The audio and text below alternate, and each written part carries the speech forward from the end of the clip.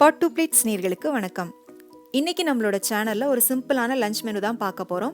இன்னைக்கு லஞ்ச் மெனுல நம்ம மெயினா என்னலாம் பார்க்க போறோம் அப்படின்னு பார்த்தீங்கன்னா, பருப்பு கடையல். பருப்பு கடையல், பருப்பு மசியல் இப்படி என்ன வேணாலும் சொல்லிக்கலாம். அடுத்ததா ரசம். இதுக்கு சைட் டிஷ்ஷா ஒரு சூப்பரான கோஸ் பொரியல் பார்க்க போறோம். அடுத்ததா முட்டைய வேக வச்சுட்டு மிளகு போட்டு காரசாரமாக மிளகு வறுவல் எப்படி பண்ணுறது அப்படின்னு தான் நம்ம இன்றைக்கி மெயினாக பார்க்க போகிறோம். இவ்வளோ சிம்பிளான ரெசிபி எங்களுக்கு பண்ண தெரியாதா அப்படின்னு நீங்கள் நிறைய பேர் நினைக்கலாம். இது வந்து மெயினாக இப்போ தான் சமைக்க கற்றுட்ருக்கிற பிகினர்ஸ்க்காக தான் நான் வந்து அப்லோட் பண்ணியிருக்கேன். இதுக்கான இன்க்ரீடியன்ட்ஸ் எல்லாமே நான் கீழே டிஸ்கிரிப்ஷனில் கொடுத்துருக்கேன். வாங்க இதெல்லாம் இப்போ எப்படி பண்ணுறது அப்படின்னு பார்க்கலாம். முதல்ல ரசத்துக்கு தேவையான புளியை எடுத்துட்டு கொஞ்சமாக சுடு தண்ணியில் ஊற போட்டுக்கோங்க. ஒரு சின்ன நெல்லிக்காய் அளவு புளி எடுத்திங்கன்னா போதும். சுடு தண்ணியில் ஊற வச்சிங்கன்னா கொஞ்சம் டக்குன்னு ஊறிடும், உங்களுக்கு கரைக்கிறதுக்கு ஈஸியாக இருக்கும். அடுத்ததாக முட்டை மிளகு வறுவல் பண்ணுறதுக்கு தேவையான முட்டையும் வேக வச்சுக்கலாம். நான் இன்றைக்கி 5 முட்டை எடுத்திருக்கேன். இப்போ இதில் பார்த்தீங்கன்னா ஒரு அரை கப் அளவுக்கு பருப்பை நல்லா கழுவிட்டு ஒரு 20 நிமிஷம் தண்ணியில் ஊற வச்சுட்டு நான் அந்த குக்கரில் போட்டிருக்கேன். அடுத்ததாக இதில் ஒரு மீடியம் சைஸ் வெங்காயத்தை நீள வாக்கில் கட் பண்ணி வச்சுருக்கேன். 2 தக்காளி, நல்லா பழுத்த தக்காளி, மீடியம் சைஸ் தக்காளி கட் பண்ணி வச்சுருக்கேன். ஒரு 5 பல் பூண்டை உரிச்சிட்டு 2 கட் பண்ணி வச்சுருக்கேன். அப்புறமா 2 பச்சை மிளகாய் இதெல்லாம் கட் பண்ணி வச்சுருக்கேன். இது எல்லாத்தையுமே இந்த பருப்போடு சேர்த்து போட்டுக்கலாம். இதோட ஒரு அரை ஸ்பூன் அளவுக்கு சீரகம், அடுத்ததாக ஒரு 1/4 டீஸ்பூன் மஞ்சள் தூள், கொஞ்சமாக பெருங்காயத்தூள் ஒரு 1/4 டீஸ்பூன் மட்டும் போட்டால் போதும். போட்டுட்டு இது எல்லாம் மூழ்கிற அளவுக்கு தண்ணி சேர்த்துட்டு ஒரு தடவை இதை நல்லா கலந்துட்டு குக்கரை மூடி விசில் போட்டு ஒரு 3 விசில் விட்டு நல்லா வேக வச்சு எடுத்துக்கலாம். ஒரு சில பருப்பு வேகிறதுக்கு 3 விசில் எடுக்கும், ஒரு சில பருப்பு 2 விசில்லே வெந்துடும். அதுக்கேற்ற மாதிரி பார்த்து நீங்கள் வேக வச்சு எடுத்துக்கோங்க.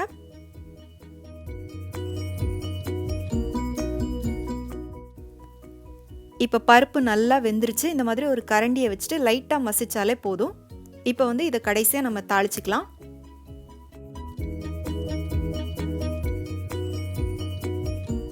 இதுக்காக கடாயில் 1 டீஸ்பூன் எண்ணெய் விட்டுருக்கேன். நீங்கள் எண்ணெய்க்கு பதிலாக நெய் கூட போட்டுக்கலாம். எண்ணெய் கொஞ்சம் சூடானதும் 1 டீஸ்பூன் கடுகு போட்டுக்கோங்க. கடுகு கொஞ்சம் நல்லா வெடித்து வந்ததும் ஒரு அரை ஸ்பூன் அளவுக்கு சீரகம் போட்டுக்கோங்க. இதோடவே ஒரு 3 காஞ்ச மிளகாவை கொஞ்சம் பொடி பொடியாக கிள்ளி போட்டுக்கோங்க. கொஞ்சமாக கருவேப்பிலை போட்டுட்டு இது எல்லாத்தையும் கொஞ்சம் நல்லா கலந்து விட்டுக்கோங்க. சீரகம் கொஞ்சம் நல்லா பொரிஞ்சு வந்ததுக்கப்புறமா ஒரு பாதி அளவு பெரிய வெங்காயத்தை நல்லா பொடி பொடியாக கட் பண்ணி போட்டுக்கோங்க. நீங்கள் சின்ன வெங்காயம் போட்டிங்க அப்படின்னா ஒரு 5-6 வெங்காயம் வந்து நல்லா மெல்லிஸாக கட் பண்ணி போட்டு வதக்கிக்கோங்க.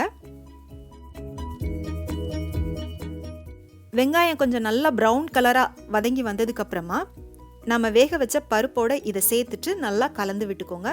உங்களுக்கு வேணும்னா கொஞ்சமாக மல்லித்தழை கூட போட்டுக்கோங்க.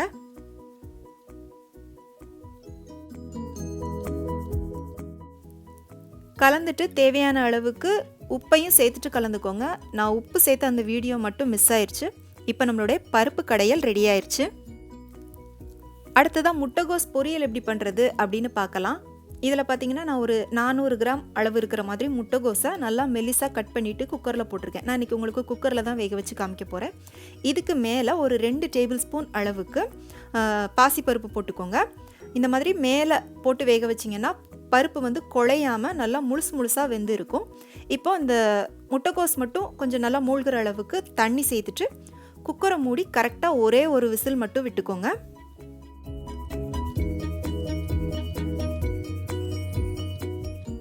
இப்போ குக்கர் ஒரு விசில் வந்து ப்ரெஷர்லாம் நல்லா அடங்கிருச்சு. இப்போ நான் மூடியை திறந்துட்டேன். பாருங்கள், கோஸும் நல்லா வெந்துருச்சு. அதே மாதிரி இதில் நம்ம சேர்த்த அந்த பருப்பும் நல்லா குழையாமல் முழுசாக வெந்திருக்கு. இதுவே வந்து நீங்கள் அடியில் பருப்பை போட்டிருந்தீங்க அப்படின்னா ரொம்ப பருப்பு குழஞ்சிருக்கும். இப்போ வந்து இந்த தண்ணி எல்லாத்தையும் வடிகட்டிட்டு இதை தனியாக எடுத்துக்கலாம். பாருங்கள், நல்லா வெள்ளையாக இருக்குது. இந்த மாதிரி நீங்கள் வேக வச்சு பொரியல் பண்ணும்போது முட்டைகோஸ் பொரியல் நல்லா வெள்ளையாக இருக்கும். அதே மாதிரி இது வேக வச்சு வடித்த தண்ணியை வந்து தயவு செஞ்சு வேஸ்ட் பண்ணாதீங்க. அதில் தான் எல்லா சத்துக்களுமே இருக்குது.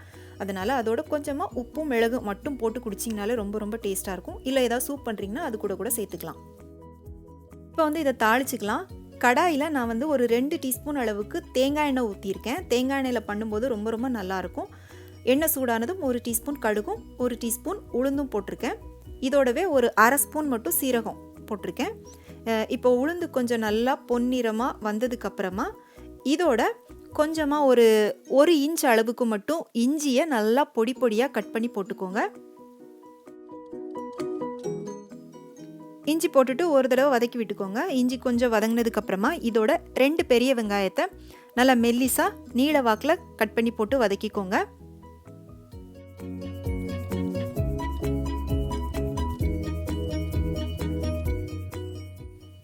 அடுத்ததாக காரத்துக்காக ஒரு 3 பச்சை மிளகாவை பொடி பொடியாக கட் பண்ணி போட்டுக்கோங்க. உங்களோட காரத்துக்கு ஏற்ற மாதிரி வந்து நீங்கள் பச்சை மிளகா வந்து போட்டுக்கோங்க. போட்டுட்டு நல்லா வதக்கி விட்டுக்கோங்க. இப்போ வெங்காயம் பார்த்தீங்கன்னா கொஞ்சம் நல்லா வதங்கிருச்சு. இந்த நேரத்தில் கொஞ்சமாக கருவேப்பிலை சேர்த்துக்கோங்க.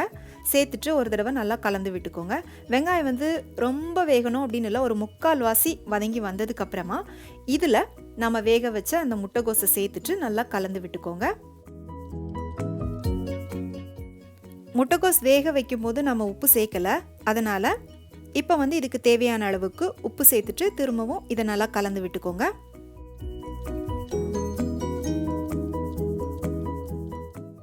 இப்போ அடுப்பை கொஞ்சம் லோ ஃப்ளேமில் வச்சுட்டு இதை ஒரு 5 நிமிஷத்துக்கு மட்டும் நல்லா வேக விட்டுக்கோங்க. அதுக்குள்ளே இதுக்கு தேவையான தேங்காய் துருவல் ரெடி பண்ணிக்கலாம். நான் வந்து இன்றைக்கி மிக்சியில் தான் தேங்காவை அரைக்க போகிறேன். ஒரு சில அளவுக்கு தேங்காய் எடுத்திருக்கேன். இதை வந்து ஒரு மிக்சி ஜாரில் போட்டுக்கலாம். இதோட ஒரு 1/2 ஸ்பூன் மட்டும் சீரகம் போட்டுக்கோங்க. சீரகம் போட்டுட்டு இதை வந்து தண்ணி சேர்க்காமல் கொஞ்சம் நல்லா பூவாக அரைச்சி எடுத்துக்கலாம். சும்மா லைட்டாக ஒரே ஒரு தடவை மிக்சியில் போட்டு சுற்றி எடுத்திங்கன்னா போதும். இந்த மாதிரி நல்லா பூவாக வந்துடும். இதுவே நீங்கள் தேங்காய் துருவல் சேர்க்குறீங்க அப்படின்னா மிக்சியில் போட்டு அரைக்க தேவையில்லை. இப்போ இந்த தேங்காய் துருவலை இந்த முட்டைக்கோஸோடு சேர்த்துக்கோங்க. அடுத்ததாக இதோடவே ஒரு 2 பல் மட்டும் பூண்டை தோல் எல்லாத்தையும் உரிச்சிட்டு லைட்டாக தட்டி போட்டுக்கோங்க. ரொம்ப மையாலாம் அரைக்க தேவையில்லை, லைட்டாக தட்டி மட்டும் போட்டுக்கோங்க. போட்டுட்டு இது எல்லாத்தையும் நல்லா கலந்து விட்டுக்கோங்க. தேங்காய் போட்டதுக்கப்புறமா ஒரு நிமிஷம் மட்டும் நீங்கள் அடுப்பில் வச்சு இதை நல்லா கிளறி விட்டிங்கன்னா போதும். நல்லா சூப்பரான முட்டைகோஸ் பொரியல் ரெடி ஆயிருச்சு.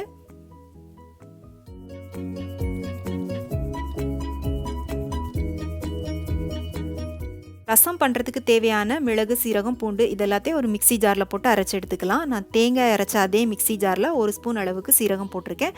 இதோடவே 2 ஸ்பூன் அளவுக்கு மிளகு போட்டிருக்கேன்.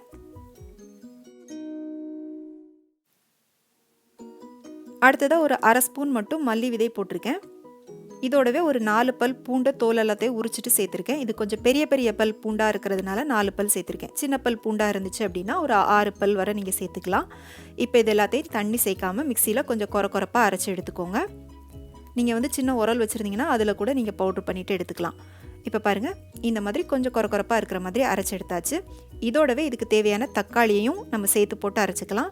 நான் கொஞ்சம் மீடியம் சைஸ் தக்காளி, ஒரு தக்காளி எடுத்திருக்கேன். தக்காளி போட்டுட்டு ரொம்ப நேரம் அரைக்க வேண்டாம், லைட்டாக ஒரே ஒரு சுற்று மட்டும் சுற்றிட்டு எடுத்திங்கன்னா போதும். பாருங்கள், இப்போ அரைச்சி எடுத்தாச்சு. இப்போ நம்ம ஏற்கனவே ஊற வச்ச புளியை நல்லா கரைச்சிட்டு அந்த தூசி எல்லாத்தையும் வடிகட்டிட்டு நான் எடுத்து வச்சுருக்கேன். இப்போ இதுக்கு தேவையான அளவுக்கு தண்ணி சேர்த்துக்கலாம். தண்ணி சேர்த்துட்டு நம்ம ஏற்கனவே அரைச்சி வச்ச அந்த மிளகு, சீரகம், பூண்டு இருக்கு இல்லையா, அதையும் இதோட சேர்த்துக்கோங்க. சேர்த்துட்டு கொஞ்சமாக நல்லா ஃப்ரெஷ்ஷான மல்லித்தழையை சின்ன சின்னதாக கட் பண்ணி போட்டுக்கோங்க. இதோட ஒரு 1/4 டீஸ்பூன் மட்டும் மஞ்சள் தூளும் சேர்த்துக்கோங்க. சேர்த்துட்டு உங்கள் கையால் இந்த மல்லித்தழையை நல்லா பிசைஞ்சு விட்டுக்கோங்க. இப்படி பண்ணும்போது அந்த மல்லித்தழையில் இருக்கிற எசன்ஸ் எல்லாம் இந்த ரசத்தில் இறங்கி ரசம் வந்து நல்லா வாசனையாக இருக்கும். இப்போ இந்த ரசத்தை தாளிச்சிக்கலாம். கடாயில் 1 ஸ்பூன் எண்ணெய் விட்டுருக்கேன். எண்ணெய்க்கு பதிலாக நீங்கள் நெய் கூட விட்டுக்கலாம். அதில் ஒரு 1/2 ஸ்பூன் கடுகும் ஒரு 2 காஞ்ச மிளகாவும் கிள்ளி போட்டிருக்கேன். இதோடவே கொஞ்சமாக கருவேப்பிலை போட்டிருக்கேன். அடுத்ததாக இதோட கொஞ்சமாக ஒரு 1/4 ஸ்பூன் மட்டும் வெந்தயம் சேர்த்துக்கலாம். வெந்தயம் சேர்த்துட்டு ஒரு தடவை நல்லா கலந்து விட்டுட்டு இந்த கடுகெல்லாம் வெடித்ததும் ஒரு 1/4 ஸ்பூன் அளவுக்கு பெருங்காயத்தூள் சேர்த்துக்கோங்க. பெருங்காயத்தூள் கொஞ்சம் நல்லா வறுப்பட்டு வாசனை வந்ததுக்கப்புறமா நம்ம கரைச்சி வச்ச ரசத்தை இதில் ஊற்றிக்கலாம்.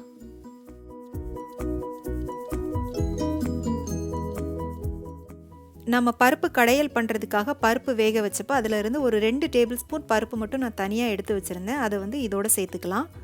இது வந்து ரசத்துக்கு இன்னும் கொஞ்சம் நல்லா டேஸ்ட் கொடுக்கும். இப்போ வந்து இது லைட்டாக ஒரு கொதி வந்து கொஞ்சம் நுரக்கூடி வந்ததுக்கப்புறமா அடுப்பை வந்து ஆஃப் பண்ணிவிட்டு அடுப்பிலேருந்து இறக்கிடுங்க. ரொம்ப நேரம் கொதிக்க விடக்கூடாது. இப்போ வந்து அடுப்பிலேருந்து இறக்குன உடனே வேற ஒரு பாத்திரத்துக்கு மாற்றிக்கோங்க. அடுப்பிலேருந்து இறக்குனதுக்கு அப்புறமா தான் நீங்கள் வந்து இதுக்கு உப்பு சேர்க்கணும். இப்போ வந்து இதுக்கு தேவையான அளவுக்கு உப்பு சேர்த்துக்கலாம். உப்பு சேர்த்துட்டு சும்மா ஒரு 1/2 ஸ்பூன் மட்டும் வெல்லம் இல்லைன்னா சர்க்கரை சேர்த்துக்கோங்க. நான் வந்து இன்றைக்கி ப்ரௌன் சுகர் சேர்த்துருக்கேன். சேர்த்துட்டு இதை நல்லா கலந்து விட்டுட்டு இதை உடனே மூடாதீங்க.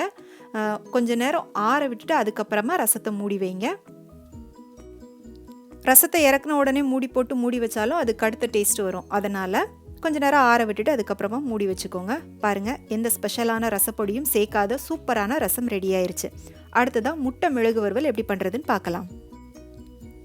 இதில் பார்த்தீங்கன்னா நம்ம வேக வச்ச முட்டை எல்லாத்தையும் தோலெல்லாம் உரிச்சிட்டு ரெண்டாக கட் பண்ணி வச்சுருக்கேன். ஒரு கடாயில் ஒரு 3 ஸ்பூன் அளவுக்கு எண்ணெய் ஊற்றிட்டு எண்ணெய் சூடானதும் அந்த முட்டையோட மஞ்சள் கரு அந்த எண்ணெயில் படுற மாதிரி மாற்றி வச்சுக்கோங்க.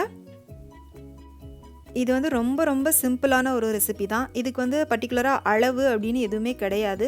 இதில் காரம் உங்களோட காரத்துக்கு ஏற்ற மாதிரி நீங்கள் எல்லாம் சேர்க்க போகிறீங்க, அவ்வளோதான். இப்போ முட்டை எல்லாத்தையும் நீட்டாக அந்த எண்ணெயில் படுற மாதிரி அடுக்கி வச்சாச்சு. இப்போ இதுக்கு மேலே கொஞ்சமாக உப்பு தூவிக்கோங்க. உப்பு லைட்டாக எல்லாத்துலேயும் படுற மாதிரி தூவிக்கோங்க, ரொம்ப போட்டுறாதீங்க. அடுத்ததாக இதுக்கு மேலேயே கொஞ்சமாக மிளகுத்தூள் தூவி விட்டுக்கோங்க. நான் குழந்தைங்களுக்கு கொடுக்கறதுனால எல்லாமே ரொம்ப கம்மியாக சேர்த்துருக்கேன். நீங்கள் உங்களோட காரத்துக்கு ஏற்ற மாதிரி அட்ஜஸ்ட் பண்ணிக்கோங்க. அடுத்ததாக தனி மிளகாய் தூள் இருக்கு இல்லையா, அது கொஞ்சமாக அதே மாதிரி மிளகு தூவின மாதிரியே தூவி விட்டுக்கோங்க.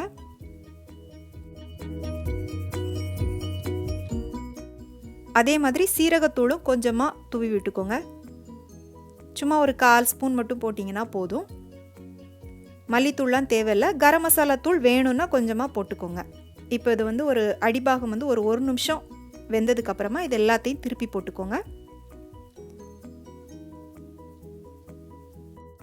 இதே மாதிரி ஒரு நிமிஷத்துக்கு ஒரு தடவை 2 பக்கமும் நல்லா மாற்றி மாற்றி திருப்பி போட்டு வேக விட்டுக்கோங்க.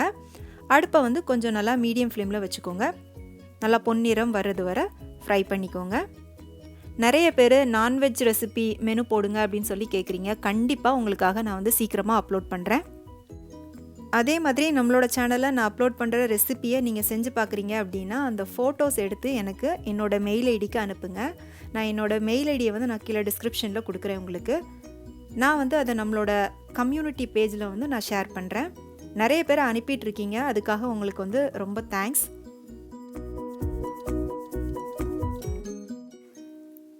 பாருங்கள், இப்போ முட்டை எல்லாம் நல்லா ஃப்ரை ஆயிடுச்சு.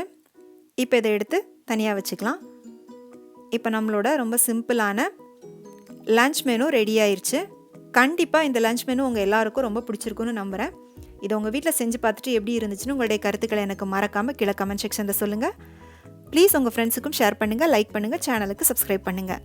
மீண்டும் வேறொரு ரெசிபியோடு சந்திக்கிறேன். நன்றி, வணக்கம்.